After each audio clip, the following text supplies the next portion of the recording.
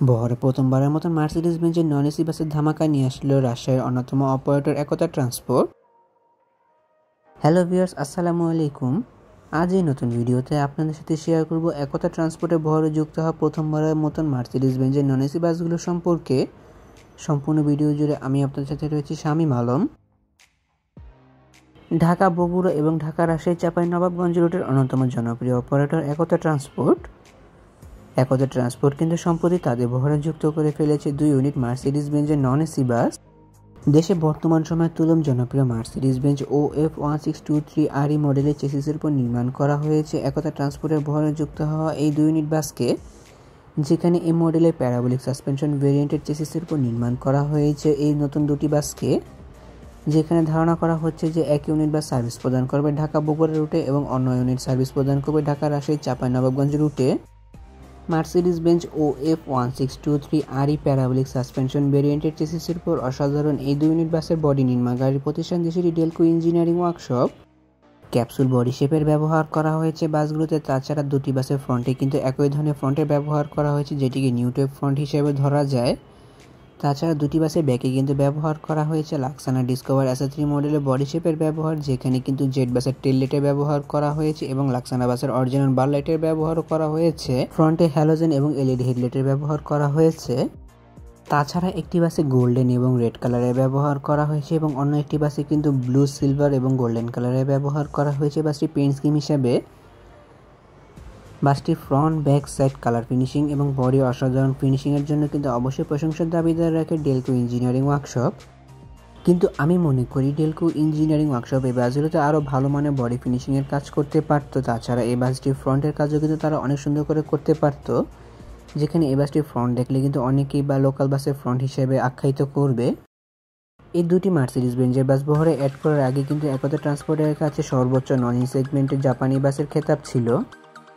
দেশে আসা সর্বশেষ 6টি হিনো AK1 মডেলের চেসিসের 3টি সংগ্রহ করে একতা ট্রান্সপোর্ট, যার 2টি কিন্তু রাজশাহী রুট এবং একটি বগুড়া রুটে অলরেডি সার্ভিস প্রদান করছে। ধারণা করা যায় মার্সিডিজ বেঞ্জের বাসে সফলতা পেলে কিন্তু বহরে এই মার্সিডিজ বেঞ্জের বাস আরও অ্যাড হবে একতা ট্রান্সপোর্টের বহরে। অনেকটা বাসগুলো বাইরের অংশ ঘুরে দেখলাম, চলুন একটি বাসের ভিতরের অংশ থেকে একটু ঘুরে আসা যাক। ডেলকো ইঞ্জিনিয়ারিং ওয়ার্কশপ এই বাসটির ড্যাশবোর্ডে অনেক সুন্দর কাজের উদাহরণ দিতে পেরেছে, যেখানে চালকের আসনের কাছে ব্যবহার করা হয়েছে সম্পূর্ণ গাড়িগুলো পরিচালনা করা সকল সরঞ্জামাদি। লাইটিং কন্ট্রোল আদি সম্পূর্ণ চালকের আওতাধীন, পাশাপাশি রেডিও সেটের ব্যবহার করা হয়েছে। এছাড়া কিন্তু LED TV সেটের ব্যবহার করা হয়েছে রেয়ার সাইডে দেখার জন্য। এছাড়া গাড়ির বাইরে লাইটিং কন্ট্রোল আদি সম্পূর্ণ চালকের আওতাধীন। তাছাড়া গাড়ির সামনের অংশে সিলিংয়ের কাজ কিন্তু অনেক সুন্দর করে করতে পেরেছে ডেলকো ইঞ্জিনিয়ারিং ওয়ার্কশপ, যেখানে কিন্তু ফাইবারের ব্যবহার করা হয়েছে। ইকোনমিক প্লাস ফরমেশন মানে 2x2 ফরমেশনে এই বাসগুলোতে কিন্তু ব্যবহার করা হয়েছে সর্বমোট 40টি করে সিটের ব্যবহার, যেখানে কোনো সিটের সাথে লেগ রেস্টের ব্যবহার করা হয়নি, কিন্তু হিউজ পরিমাণের থেকে বেশি লেগ স্পেসের ব্যবহার করা হয়েছে, যেহেতু এটি 12 মিটারের একটি চেসিস। দুটি বাসের সিটিং ফরমেশন থেকে শুরু করে ভেতরে সকল সরঞ্জামাদি একই রকমের করে নির্মাণ করা হয়েছে। এছাড়া এই বাসগুলোর ভিতরে সৌন্দর্যতা বর্ধনের ক্ষেত্রে কিন্তু অ্যাপ্লাই করা হয়েছে কালারফুল এবং RGB চেইন লাইটিং ডেকোরেশনের ব্যবহার, যার জন্য এই বাসগুলোর ভেতরের সৌন্দর্যতা আরও অনেকটা সুন্দর করে ফুটে উঠেছে বলে আমি মনে করি। বাসটির ভেতরে ডেকোরেশনের সাথে মিল রেখে কিন্তু লাইটিং ডেকোরেশনটি করা হয়েছে। প্রতিটি সিট বেশ বড় এবং আরামদায়ক, যাত্রীদের কমফোর্টেবল এনশিওর করার জন্য প্রতিটি সিটই বেশ ভালো পরিমাণে স্পেস দেওয়া হয়েছে, যেখানে কিন্তু মখমল কাপড়ের ব্যবহার করা হয়েছে সিটগুলোতে। তাছাড়া হিউজ পরিমাণ লেগ স্পেসের ব্যবহার করা হয়েছে, যা পূর্বেই বলেছিলাম। লং টাইম ইউজ করার ক্ষেত্রে এই সিটগুলো নিয়ে যাত্রীদের কোনো কমপ্লিমেন্ট থাকতে পারে না বলে আমি মনে করি, যেখানে প্রতিটি সিটের সাথে কিন্তু ব্যবহার করা হয়েছে মখমল কাপড়ের ব্যবহার। এছাড়া অ্যাডজাস্টেড হেডরেস্ট, পাশাপাশি আনঅ্যাডজাস্টেবল নেক পিলোর ব্যবহার।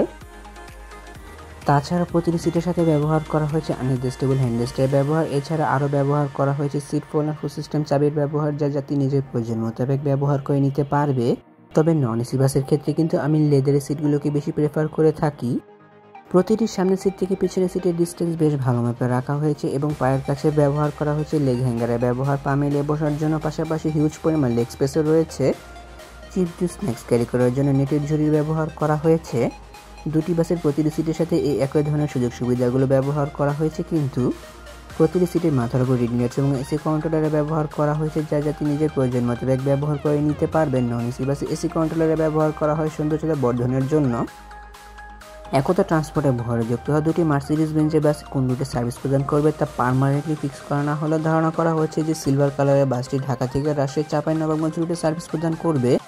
এছাড়া গোল্ডেন কালারের বাসে সার্ভিস প্রদান করবে ঢাকা থেকে বগুড়া রুটে, যেখানে এই রুটগুলোতে একতা ট্রান্সপোর্টের এই নতুন বাসগুলোতে জার্নি করার জন্য প্রতি যাত্রীকে প্রতি সিটের জন্য ব্যয় করতে হবে ঢাকা থেকে বগুড়া রুটের জন্য 550 টাকা। অন্যদিকে ঢাকা থেকে রাজশাহী রুটে জার্নি করার জন্য প্রতি যাত্রীকে প্রতি সিটের জন্য ব্যয় করতে হবে 700 টাকা। ঢাকার মহাখালী থেকে কিন্তু এই বাসগুলো নিয়মিত সার্ভিস প্রদান করবে বলে জানা গিয়েছে।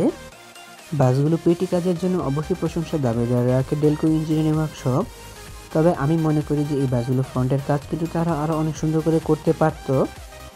আদারওয়াইজ বাসগুলো সাইড বডি ব্যাক বডির পাশাপাশি বাসগুলো পেন্ট স্কিম এবং বাসগুলো বডি ফিনিশিংয়ের অসাধারণ কাজের জন্য অবশ্যই প্রশংসার দাবিদার রাখে ডেলকো ইঞ্জিনিয়ারিং ওয়ার্কশপ। তাহলে ভিউয়ার্স, ভিডিওটি কেমন লাগলো তো কমেন্ট করে কিন্তু অবশ্যই জানাবেন। যদি ভিডিওটি ভালো লেগে থাকে তবে অবশ্যই লাইক ও কমেন্ট করবেন এবং ভিডিও লিঙ্কটা আপনার বন্ধুদের সাথে শেয়ার করতে পারেন।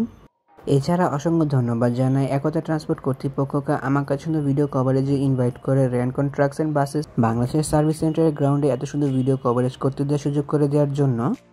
এমনই কিছু ভিডিও পেতে কিংবা দেশের পরিবহন জগতের সকল তথ্য বিস্তারিত জানতে কিংবা নতুন বাসগুলো আপডেট সবার আগে পেতে অথবা ভ্রমণ সংক্রান্ত কোনো তথ্য জানতে আমার এই চ্যানেলটিকে সাবস্ক্রাইব করে পাশে থাকার অনুরোধ রইল।